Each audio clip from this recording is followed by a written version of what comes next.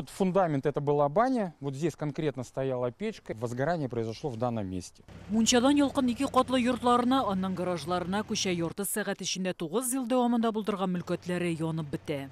Произошло вот 6 числа в ночь, где-то в 12. Ут 6-сына каршы төндә чыкты. Сәгать 12-ләрдә кыска ялганыш вакытында була торган кебек тавышлар ишеттем. Тик сәбәп анда түгел иде, чөнки ялкын түбәдәге зур мәйданны биләп алган. Без бу вакытта ял итә идек билгеле. Пушкаревлар күп балалы гаилә, шәһәр читендәге әлеге йортлары аларның бердән-бер торагы булган. Әтиәнең һәм 4 бала бу өйдә ел әйләнәсе яшәгән.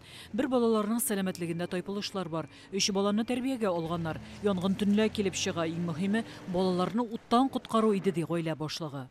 Дети курточки похватали босиком. Биргә йөгереп чыктык. Балалар ялан аяк, курткаларын гына эләктерде. Югары катта йоклаган кичкенәсендә пижама гына иде. Өйгә кереп аңа булыштым. Зур кызым көчле төтендә керү юлына басты. Балаларны шуның белән чыгарып турдык.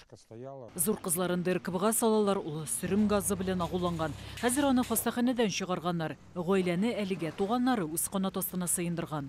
Это вещи, которые вот в первые дни были привезены. Пушкаревларга хәзер аларның бәләсенә битараф булмаган татарстанлылар булыша. Район хакимияте документларын ясату һәм вакытлыча торак юнәтү белән ярдәм иткән. 3 баланы бер айга шифаханәгә җибәрәчәкләр. Волонтерлар һәм күршеләр тырышлыгы белән беренче вакытка киемнәр, урын җир, мәктәпкә сабаплар туплана. Гаиләгә акчалата ярдәм кирәк.